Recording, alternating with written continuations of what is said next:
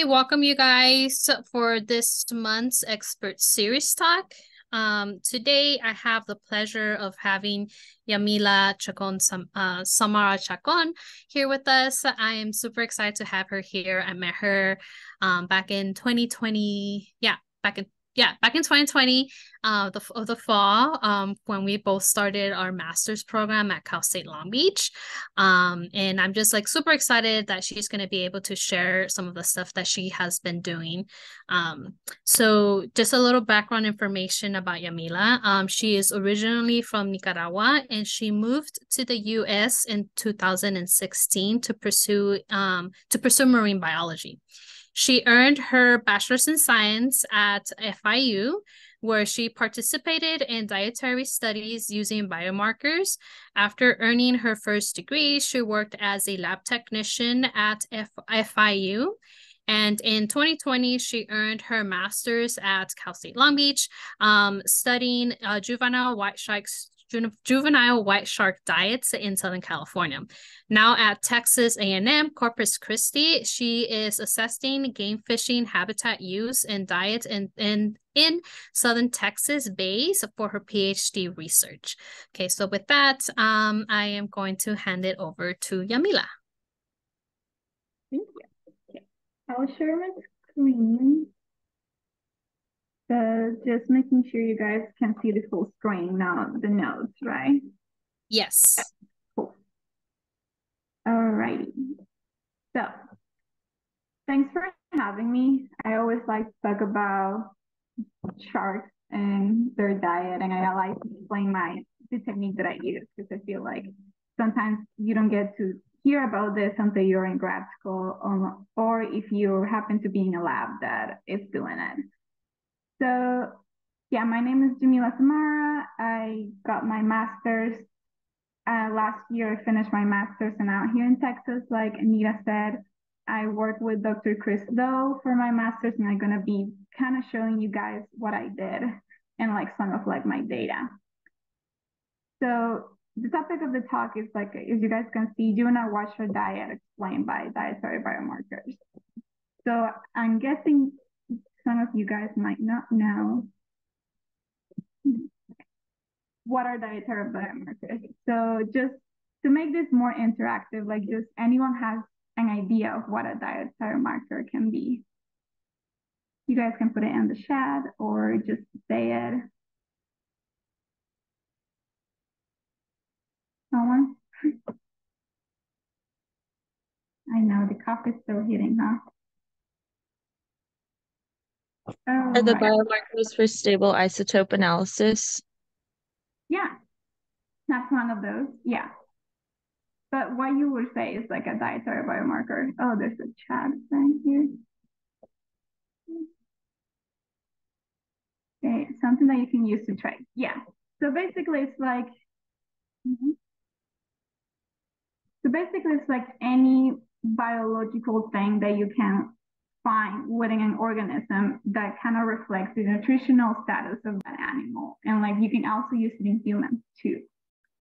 So before dietary biomarkers, we used to study diet in a different way. So we used to basically just look at stomach contents analysis. So basically this was very simple. Like you will just maybe be lucky enough to end up with a shark that was dead.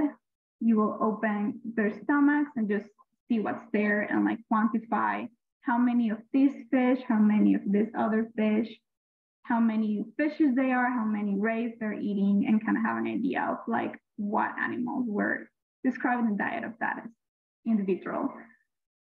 And in some cases, just to like not kill the animal, or like if you're not being lucky enough to find that animals, you will like force the animal to throw up. So like sharks in this case can avert their stomachs when they're under stress. So if you kind of induce some sort of stress, they can kind of throw up their food and you can release the animal. But yeah, this is very stressful, and some shark species are actually very sensitive to stress. So if you do this, they will probably not survive after.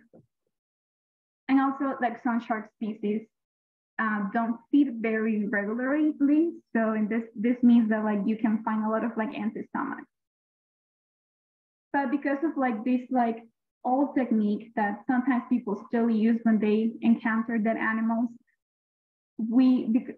mainly most of like our previous knowledge from like dietary studies on like what juvenile white sharks eat and what white sharks eat in general comes from stomach contents.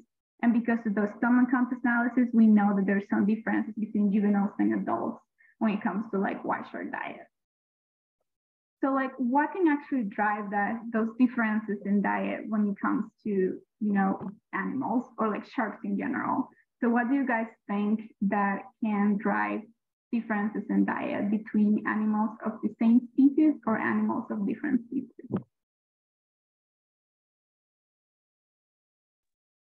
Probably their age. Yeah. So ontogenetic changes can drive the variability in diet. So in the case of white sharks, they go through morphological changes. So like juveniles tend to be smaller and they have a different morphology in their teeth. So here you can see this is like a tooth of like a juvenile white shark. They're like maybe like they're like smaller, they're like less sharp, while like the ones for like adults are like bigger animals, they're like broader and like sharper, which allows them to like eat, be able to like eat and prey on like bigger animals. But sometimes talking about other animals, not only sharks, the physiology kind of plays a part on like what they're going to eat. So like some animals might have like faster metabolic rates than others. So if you think about it, like for humans, you might have some friends that they eat a lot of food, but they're still very like, slim and thin. And that's because their metabolic rate is very fast, which allows them to eat more constantly and like more food. So they might have a different diet to the one that your other friend that has a slower metabolism might have. So like that can happen in like animals in the wild too. In some cases, females and males can have different diets. So in animals, sometimes you might have the female being bigger than the male. And you know that if you have a bigger body size, you might be able to hunt different things. So that can play a part in like difference between females and males. And at the same time, like where they're located. So like you might have the same species of sharks. You can have 3 different groups. So here you have, this is a study that was done in Florida, and they found like the same shark species up north and the middle, and then all the way to South Florida.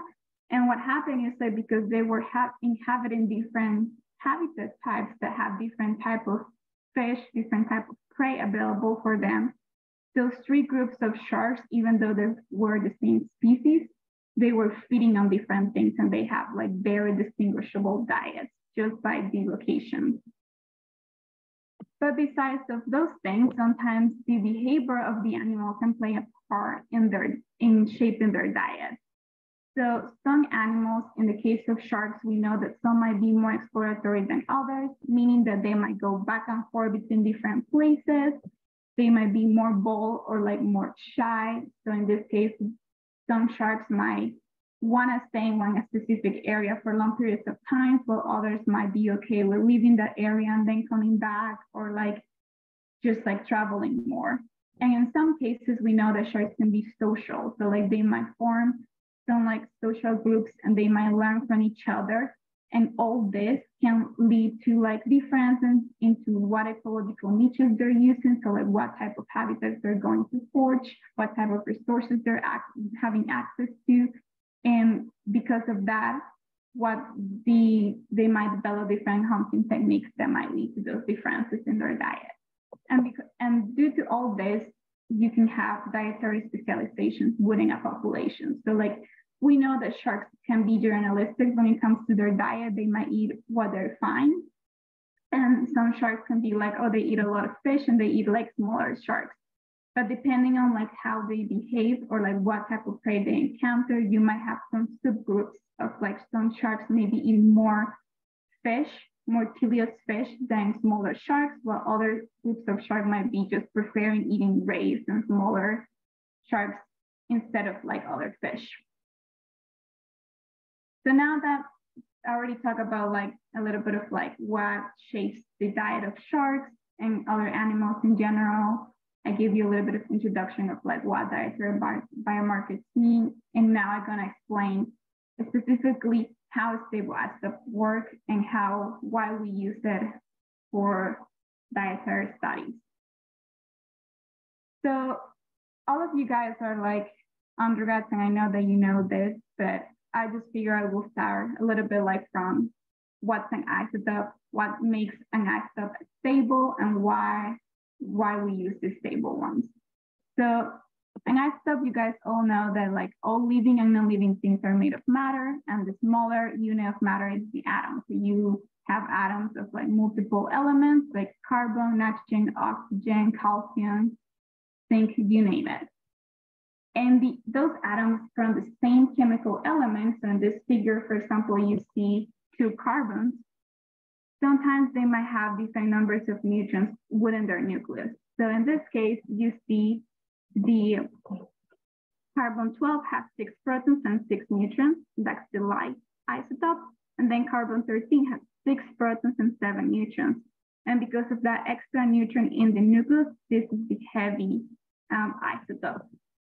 So the heavy isotopes are the ones that matter. And when it comes with nitrogen and carbon, which are the main isotopes that we use to like study diet, the heavy ones are the ones that we are looking at. And this is because the heavy isotopes are the ones that are more stable, which means that basically their chemical bonds are stronger, so they actually stay within the animal, and we're able to trace them. So how does this work when you want to translate this into what the animal's eating? So if you look at this graph, you have in the y-axis the nitrogen, and it's the nitrogen 15, which is heavy isotope. And then in the x-axis, you have carbon, and it's the carbon 13, which is the heavy isotope too. So if we look at a simple food chain, you know, it begins with the primary producer. You will have a herbivore, a carnivore, and like in multiple levels. And basically what happens is like the primary producer will get carbon and nitrogen from the environment. They will perform photosynthesis, and that's how they get the carbon and nitrogen like circulating in the food chain. The herbivore will come and feed on the primary producer and acquire that signature. The omnivore or carnivore will come and eat that herbivore, and you will get and acquire that carbon and nitrogen from that food. And the shark will like also, and the top predators will get the carbon and nitrogen for whatever they're eating as well. So what happens is that it's like nitrogen and carbon behave differently. So like nitrogen kind of tends to increase with each trophic level with an enrichment that we call like an increment of like 3.4. So that each trophic level, there will be an increment of 3.4.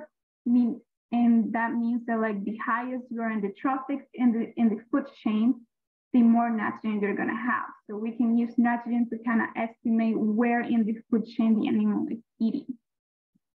Carbon is a little bit different. It doesn't really have that increment at each trophic level.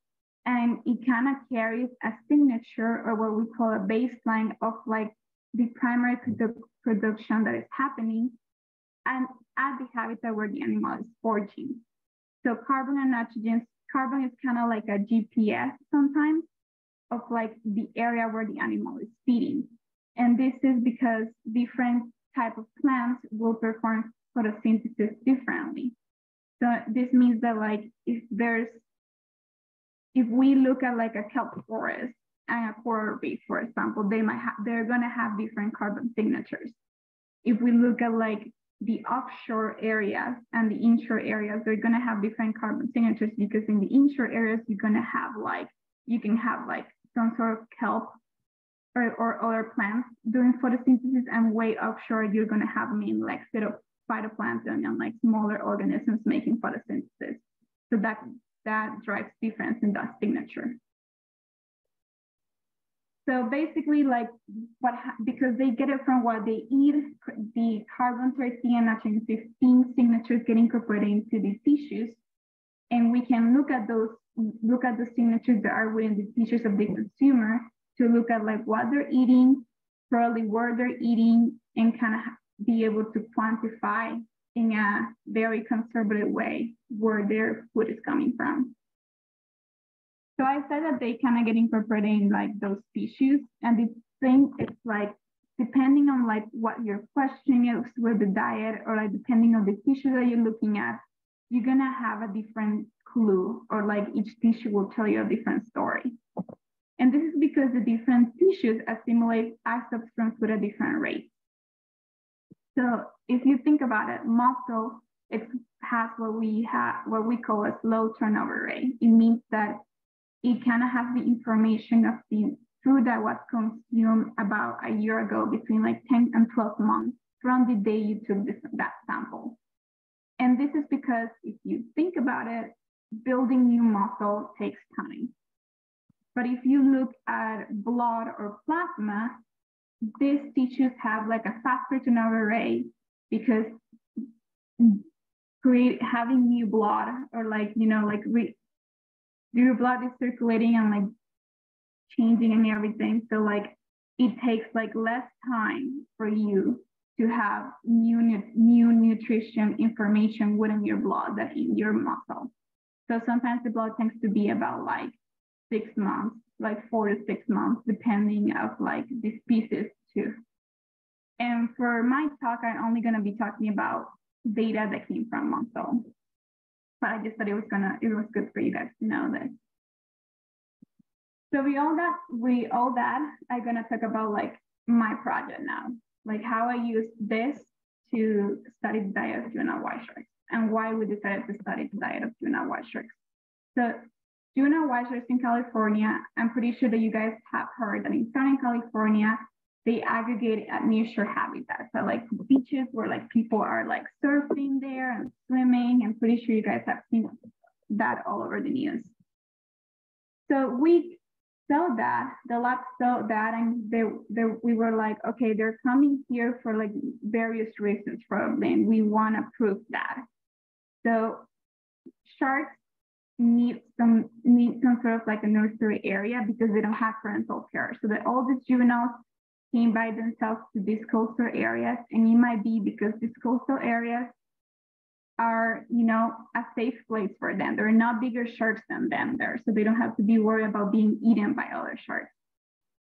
They have favorable environmental conditions, meaning that the water it's warmer than offshore. So they want to stay there, because if they're warm, they can grow faster. And of course, they need food to grow and develop. So there has to be a lot of food. And this is where my project comes into the picture. Okay, like they're here, are they actually eating here, or they're just like hanging out here and feeding somewhere else? So that's what we wanted to figure out. So to answer the question, I collected muscle samples from sharks. I collected a bunch of samples from those sharks that were like hanging out in the aggregation sites. And I also collected some samples from juvenile sharks that were found a little bit more offshore, like around 5 kilometers away from the shore. So the sharks that were like sampled near shore, I'm gonna be calling them near shore sharks, because that's where we found them. We collected about 50 samples from those individuals, from different individuals. And then the ones that were found more offshore, which I'm gonna be calling from now on offshore sharks, were actually like bycatch from gillnet fisheries. They were still alive, and we basically just like helped the fishermen to like release the shark, and we were able to collect samples. So I was able to sample 23 different individuals from those that were found a little bit more offshore. And the sampling, because of like the circumstances of how we found those sharks, the sampling was different for each group. So for those nearshore sharks, what we did was, the first thing was to put a drone in the air to look for the shark, any shark that was like swimming close to the surface. We used a camera, like a GoPro camera, dip it underwater to be able to film the clasper area, the cloaca area of the shark. And basically, if we saw claspers, that was a male. If we didn't see the claspers, that was a female. Then we proceed to use a pulse spear with, it's supposed to be a video, but it's not working.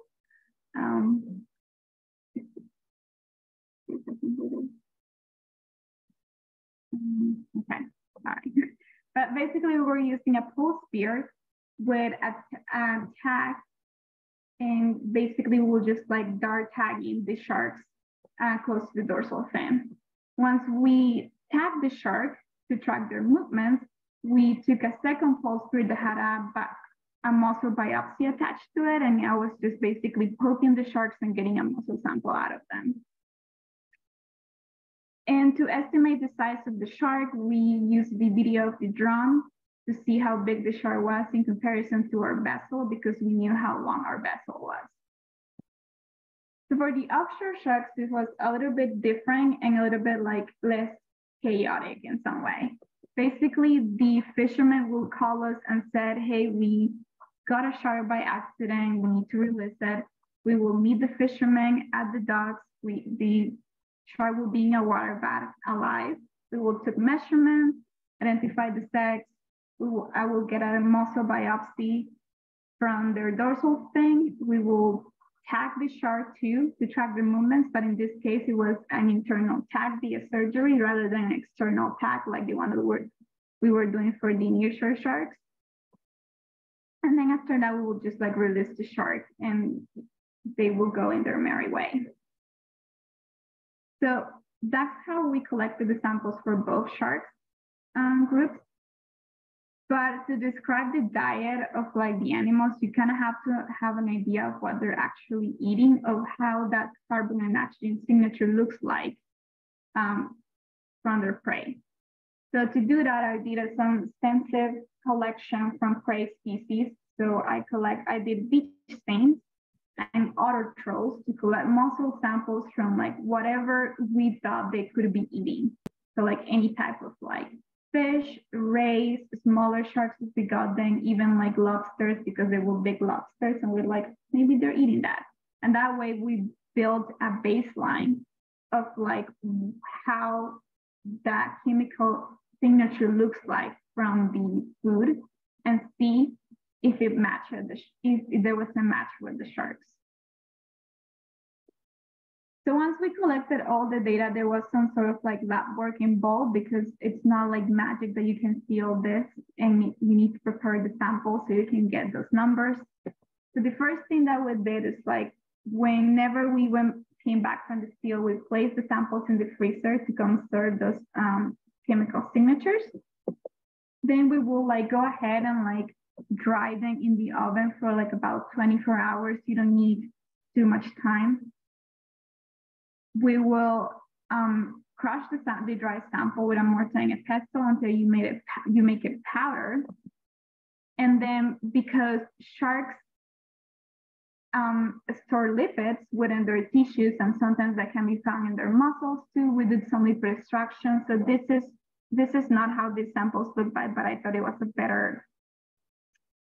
great representation that we will like treat the samples with a solution, chemical solution, centrifuge, and basically you will see the separation of like the sample at the bottom and then the lipids, and you will like extract that and like do it again for about 3 rounds until you see this solution to be clear instead of like a yellowish coloration.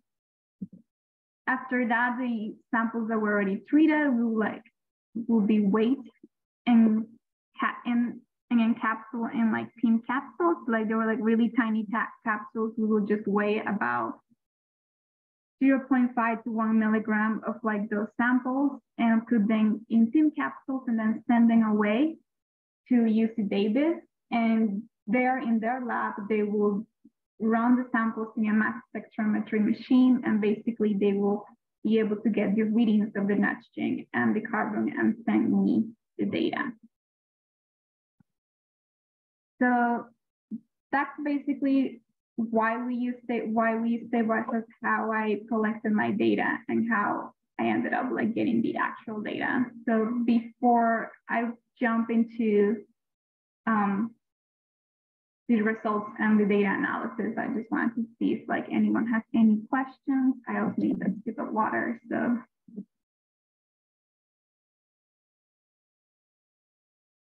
No? All right.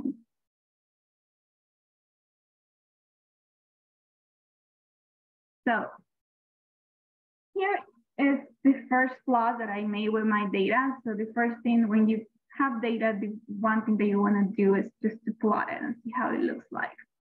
So here in the y-axis, you can see nitrogen, and in the x-axis, you can see carbon. The chocolate brown dots are the nearshore sharks, and then the light blue are the offshore sharks. The squares represent the means, and then you have all the standard deviations. And basically, just by looking at the plot, you can see that there's some sort of separation between these two groups, with the nearshore sharks being a little bit like above the offshore sharks. So to kind of see if there was actually a statistical difference between those groups, we run a Premanova. So it's basically a multivariate test that you can use. And we kind of compare, and we kind of wanted to see if like there was some significant difference with the sharks. So first, we have some males, females, and some unknowns. We wanted to see if like the difference was driven by sex, and it wasn't. Then we tried to see if the difference was driven by side class, and it wasn't. And then we saw if the shark grouping was driving that difference, and we got a significant p-value with that, and that was the main thing that was driving that separation. So like I said before, nitrogen sometimes increases up in the food chain depending on like where you're eating or what you're eating, and then the carbon is more kind of like the foraging ground of like the differences of like the habitat type that you're going to look your food. So with that said, we were thinking that these differences in isotopic signatures between the two groups might be because they're eating different things, and they're like going to different areas to like look for their food. To build more on that, again, this plot is the same as the last one, and the same color coding. We wanted to investigate a little bit about the isotopic niche. So I'm pretty sure you guys are very, you guys know what the ecological niche is. The isotopic niche is kind of similar. We use isotopic signatures to have an idea of like how big that niche is for the animal, depending on how spread out the data points are, how small they are, and depending of like the overlapping between species or groups, we can see if they're sharing or not sharing resources.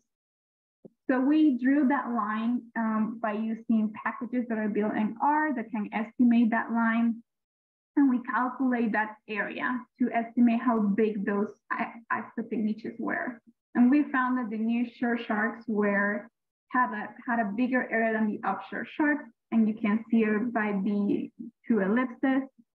However, some of this might be because we did end up collecting more nearshore sharks than offshore sharks. So there might be some underrepresentation here of how big that niche can be. However, these points are very spread out, and you can just see a representation of like these sharks have a more diverse or bigger area where they're having a more options to hunt. Well, this ones might be kind of just like restricted to like less food resources.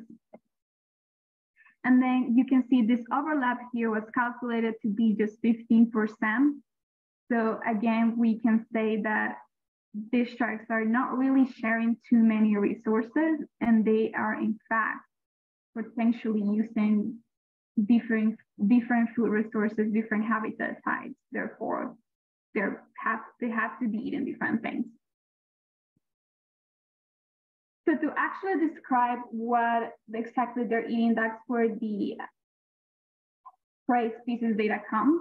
So there's like a packaging R that you can use to do a mixing model to kind of see where the sharks are, where the food is, and how close the sharks are to different food sources. So here in this plot, you can see again in the y-axis is nitrogen, in the x-axis is carbon. And this is the nearshore baseline that I collected through the beach stains and the autotrophs. So we have like different fish species like croakers, surf perches, flatfish, elasmobranch branch. We have like some inverts here. And then here we have like the offshore baseline. So I'm pretty sure you guys are like, oh, you didn't say how you collected that offshore baseline. I did not collected this baseline. I actually went to some papers are already published. I did some studies in California offshore, and I just kind of like used their data to build this offshore baseline because it was something that we didn't know that we were not expecting to need. So have to improvise sometimes. So this is the offshore baseline that has some squid, some like tuna, and pelagic schooling fish, and other things. So again, the color code is the same for the sharks, and these brown chocolate dots are the nearshore sharks, and you can see that there's overlap nicely with that nearshore baseline that we collected at the same spots where we collected the samples from the sharks, which makes sense. And then when we look at the offshore sharks, you can see they're kind of in the middle. So like they're closer to the offshore baseline we're closer to the offshore baseline, but they're than the nearshore baseline. When you see it together, you can see that difference. And now it's more explained when you look at the different food resources. So after running the model, here it's the results for just the nearshore sharks first. So you can see in the y-axis are the proportions of like how that contributes to their diet, how much. And then on the x-axis, you can see the different prey sources. But basically on this side, you have all the nearshore prey, and then to the left, to the right, you have all the offshore prey. And you can see that like nearshore sharks are mainly feeding nearshore, specifically from like croakers, all the teleos, and the elasmobranches branches. So they're eating mainly those things. They are nearshore where they are found.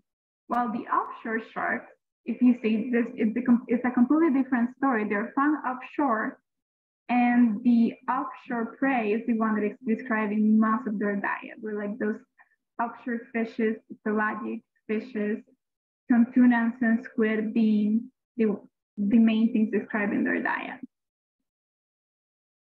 So what can be driving these differences?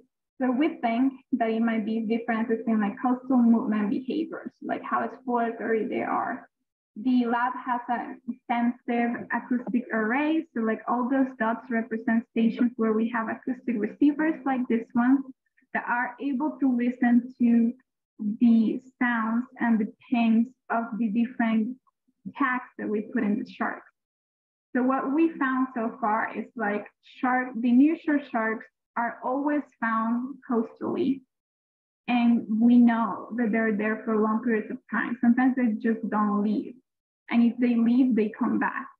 While the offshore sharks are detected close to shore less frequently. And if they are detected, they don't stay. It's like they're going back and forth. So they're not really showing that residency level that the other sharks are. So with that said, the takeaways of this project is like, we saw differences in isotopic signatures that were explained mainly by those two different groups. And those differences are actually probably being explained mainly by their movement behaviors rather than their sex or their age. We know that the nearshore sharks exhibit a high residency at the nearshore habitats by the data that we have in the lab and previous papers that have been published in the lab.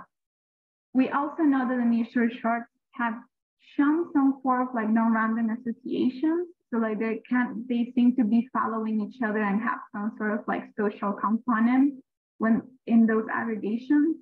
But we didn't find any of that with the offshore sharks, and this from a study that came from our lab as well. So a social component might be also involved in like those differences in diet, with the ones that are in a big group eating more there coastally in those areas, and the one being offshore, probably they're more like lonely and they're just like by themselves.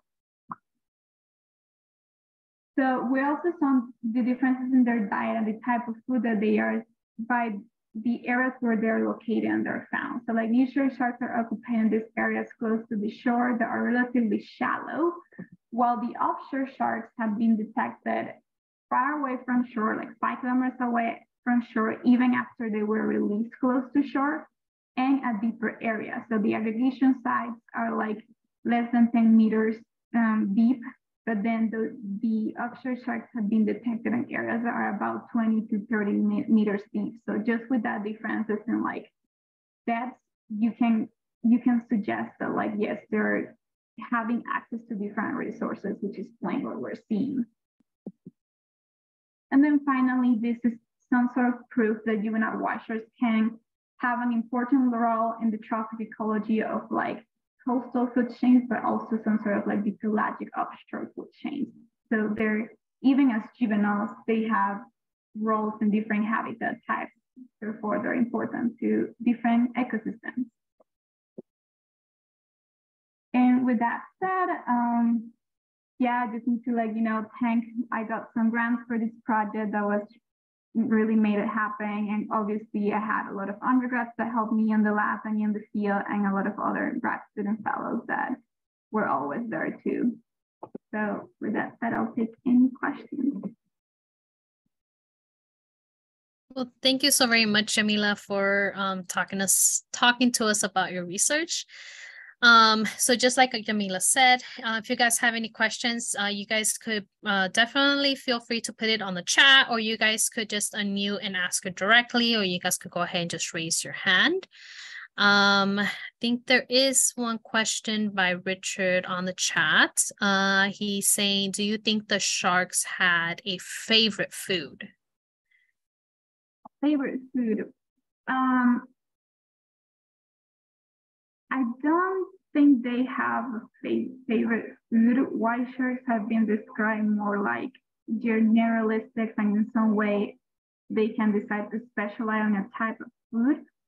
So they might prefer fish over something, but like a specific favorite food, I wouldn't call it favorite food. It's probably the one thing that they got good at hunting, and that became the one that we see the most.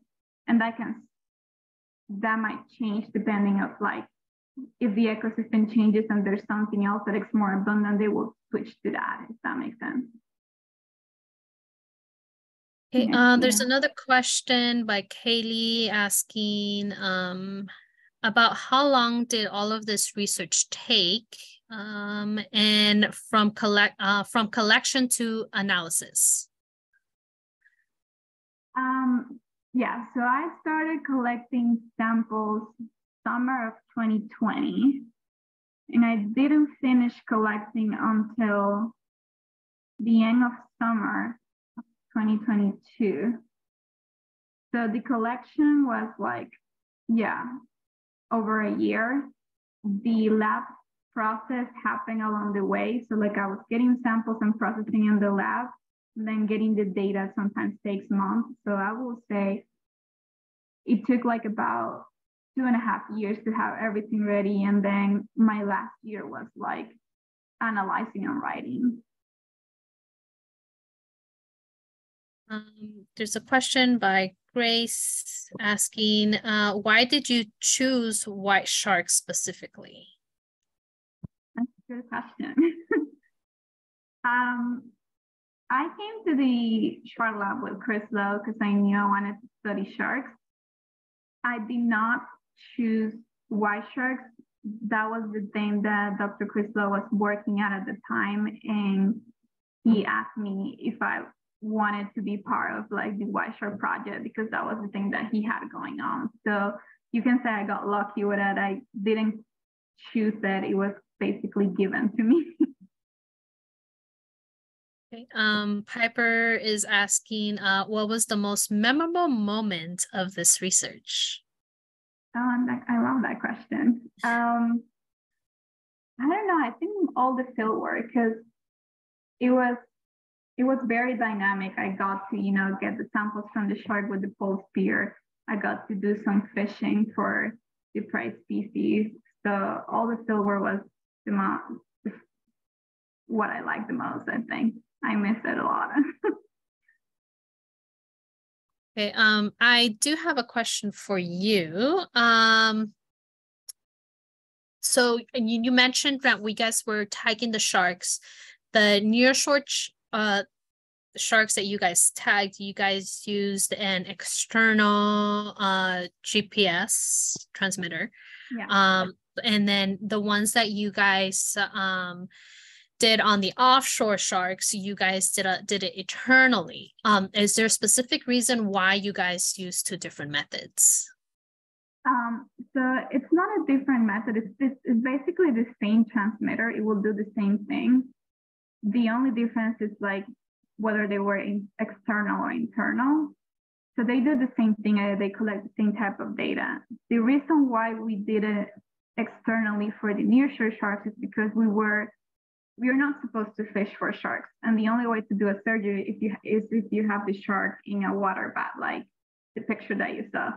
So we didn't want to be doing that at the aggregation sites where there's a bunch of people, and we just wanted to keep it like, you know, as less invasive as possible in those aggregation areas. So the pulse spear and the external tag was like the way to go. For the offshore sharks, we did the internal one because the shark was already in a water bath, because the fishermen will caught it by accident and just put it in a water bath for us. And in the case of the internal ones, you don't have to worry about the tag falling off or anything. So you prefer to do it internally, but we couldn't do it for the other sharks. So since the opportunity came out to do it internally for the other ones, we stick with that. Because that way we know that that tag is internal in the shark and it's not a shed tag or anything. Awesome, thank you. Mm-hmm. Have you guys noticed that some of the tags have fallen off from the sharks? Yeah, we have. Yeah, especially because they don't leave that area. Like they really stay there. So there was one time a tag that we were pretty sure it was the shed tag, because we have arrays of receivers. So there's like multiple receivers along the beach. And there was one receiver that was constantly getting a detection from like one tag that came from the shark, and it was just that receiver, and the other receivers were not picking anything. So we were sure that that tag was just like dead. It was just like in the sand by that receiver, and that's why that was the only one. But yeah, it takes a while to like figure that out. Like once you have like a month or like 2 months of data, then just like, this is not right. There's no way the shark is not moving. So. There's another question on the chat by Osbert. He's asking, how long did the data how long did it take data collection for each shark? Like in the field. Okay, so what I mean is like, I know it's like going to take like each of the for each shark, like you need to like really like just basically catch it, then collect data from it, then release back. Then how long it take for one? Oh yeah. So for the ones that we had on the boat with the water bath, we were pretty quick. We will try to do the surgery in like less 10 minutes top. Getting the sample is pretty quickly, like you do a tiny incision and scoop it. So basically it was like between 20 to 30 minutes. And the water bath was always kind of like flowing new water. So the shark was always breathing and getting oxygen. And they always survive. We haven't had a shark that like hasn't been detected by our receivers. Okay. Yeah. Another question that I had for you was, I know you mentioned like the juvenile sharks and then like the adult sharks. Is what is like the cutoff? Maybe I might have missed it, but like what is the cutoff like in size? It's like, okay, yeah, well, this is the size for a juvenile white shark, or this is the size for like an adult. Yeah. So juveniles can go until like between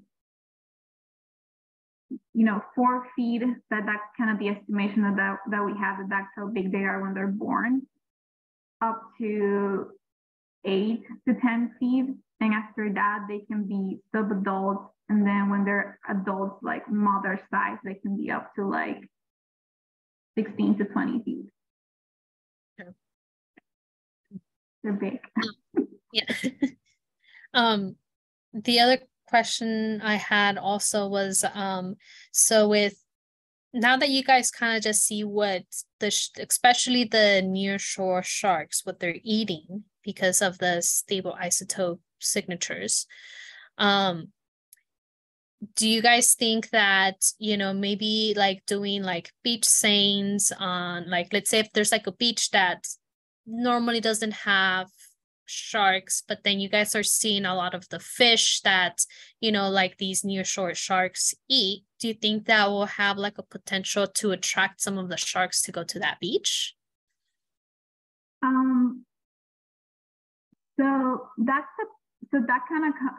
So there's another person in the lab, Elizabeth, you know, she's describing the community of like beaches where we see sharks and where we don't see sharks, and see if there's a difference.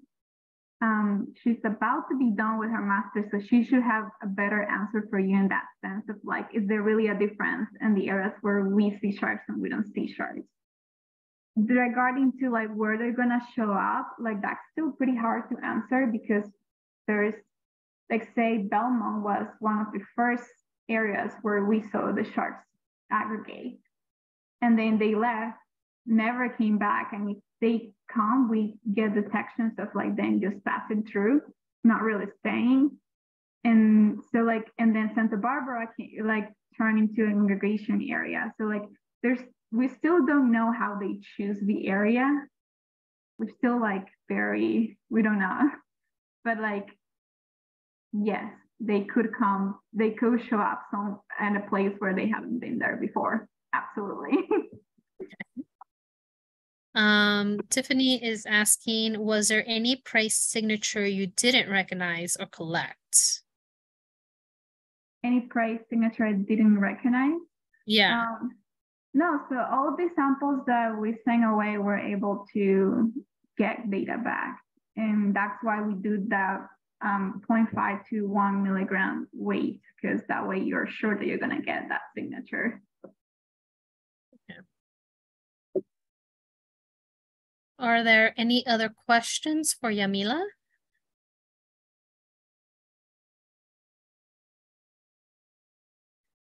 Okay, so Piper is asking, wait, hold on. So Piper is saying that this was such a great presentation, inspires me to know more about local great whites. Nice. It's so great.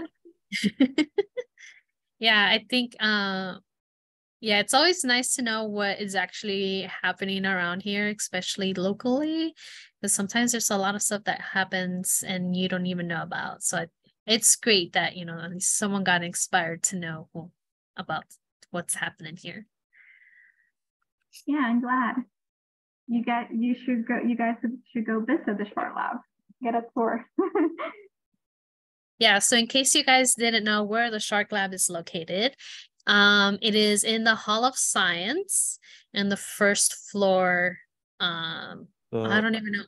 I think I know. Like, you enter the Hall of Science, the one that's basically HT.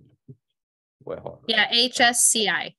Yeah, HSCI, and there's a walk to the end, right? Really end to the end of the first floor, where it's located at a part where the lab part, the location with the yellow walls.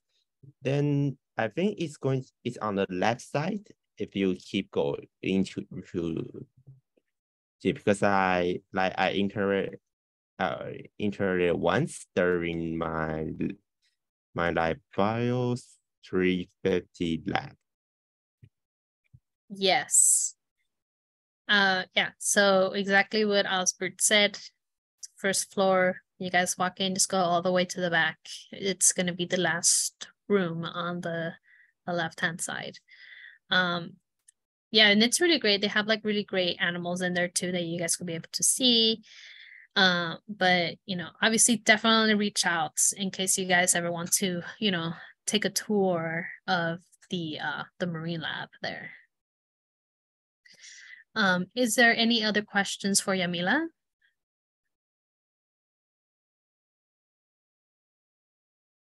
Okay, so if there isn't any more questions, thank you so very much, Yamilla. I am so glad that you were able to do this talk.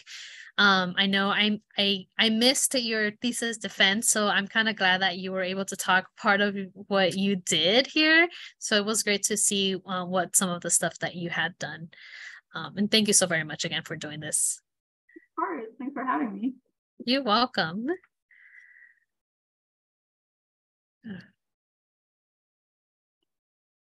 Where's